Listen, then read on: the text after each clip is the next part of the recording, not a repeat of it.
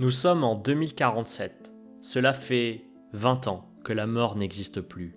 Du moins, pour certains. Dans les rues, les visages ne vieillissent plus. Des corps figés dans le temps. Des esprits accrochés à l'éternité. Les hôpitaux devenus obsolètes, les cimetières transformés en parcs. Fini les maladies dégénératives, fini la vieillesse. Nous avons vaincu la nature elle-même. Mais regardez autour de vous. Est-ce vraiment une utopie ? À quelques rues de là, sous un pont délabré, un vieil homme tousse bruyamment. Lui n'a pas eu les moyens de s'offrir l'éternité. Son corps continue de s'user, son cœur de faiblir, car l'immortalité a un prix, et il est réservé aux plus fortunés. Revenons en arrière, là où tout a commencé. Bonjour et bienvenue dans Scénario Alternatif, une chaîne où nous imaginerons différents scénarios uchroniques sur des thèmes très variés. Si tu apprécies ce type de vidéo, n'hésite pas à aimer la vidéo et à t'abonner, c'est très important pour moi. Maintenant, plongeons-nous ensemble dans ce scénario alternatif. Et si on pouvait être immortel ? En 2027, Jeff Bezos, à la tête de sa nouvelle start-up de biotechnologie, annonce une découverte qui va bouleverser l'humanité. Un vaccin capable de stopper le vieillissement cellulaire. Un simple sérum qui, une fois injecté, empêche les cellules de se détériorer. Plus de rides, plus de maladies liées à l'âge, plus de morts naturelles. L'annonce fait l'effet d'une bombe. Partout dans le monde, la question se pose.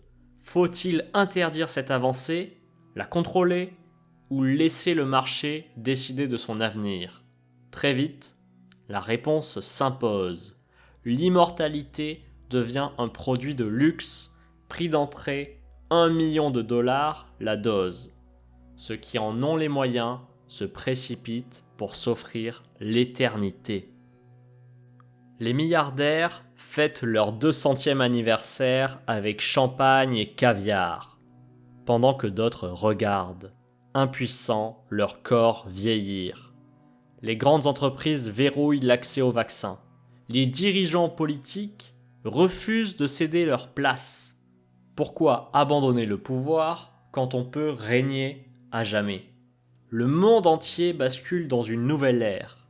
Une élite figée, intouchable qui garde sa place au sommet. Plus de nouvelles générations pour prendre la relève. Plus d'évolution, plus de progrès. Les jeunes diplômés ne trouvent plus de travail. Les artistes ne peuvent plus se démarquer face à des génies qui perfectionnent leur art depuis des siècles. Tout est bloqué, comme suspendu dans le temps. Dans le reste du monde, l'injustice explose. Certains gouvernements tentent de nationaliser le vaccin. D'autres, comme la Chine, le réservent à leurs élites. Le vaccin devient la nouvelle monnaie. Certains sont prêts à tuer pour ne jamais mourir. Et pendant ce temps, la population continue d'augmenter. En 2050, nous sommes 20 milliards sur Terre. Sans la mort pour limiter notre nombre, les ressources s'épuisent. L'eau potable devient une denrée rare. Les terres agricoles ne suffisent plus. Certains pays ferment leurs frontières, incapables de nourrir leurs citoyens. Les riches, eux, trouvent une autre solution. Ils partent. Des fusées quittent la Terre en direction de Mars, où des colonies de privilégiés s'installent, loin du chaos qu'ils ont laissé bien derrière eux. Nous avons une société totalement figée dans le temps et l'attention. Politiquement d'abord, les mêmes dirigeants restent en place, les mêmes idées, les mêmes guerres, l'histoire ne progresse plus. Dans certains pays, plus personne ne peut renverser le pouvoir.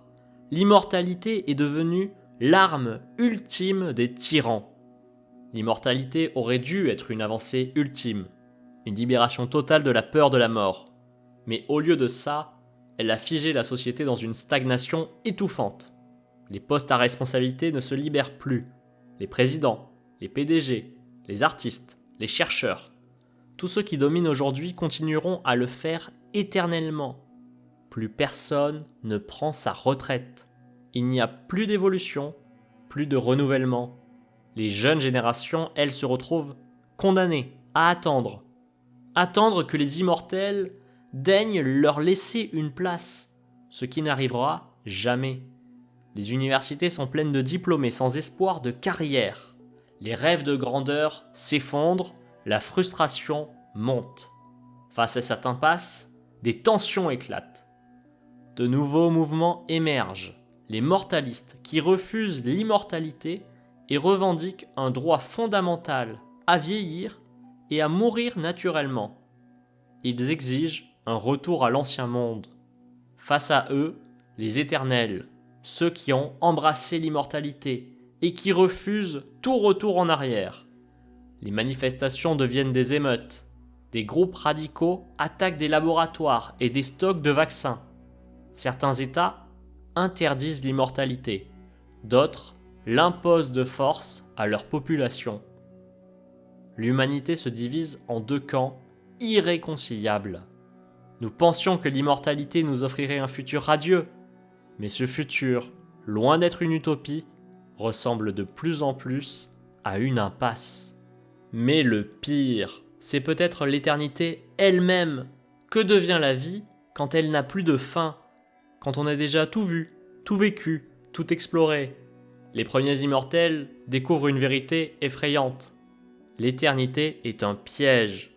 Plus d'objectifs à atteindre, plus de compte à rebours, plus de dernière chance, juste une longue, interminable répétition. Certains sombrent dans une dépression profonde. Ils cherchent un moyen d'en finir, mais la mort n'est plus une option. Alors, une nouvelle industrie voit le jour, l'euthanasie volontaire. Des cliniques apparaissent, proposant aux plus blasés d'en finir proprement, rapidement.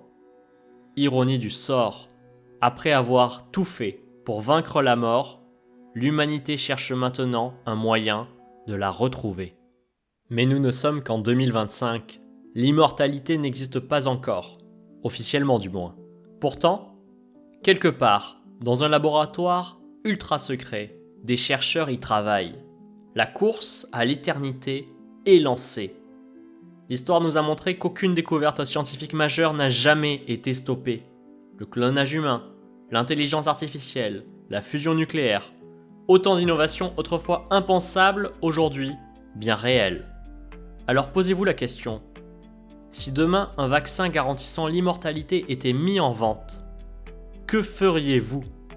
Accepteriez-vous de vivre pour toujours, au risque de voir le monde se figer autour de vous?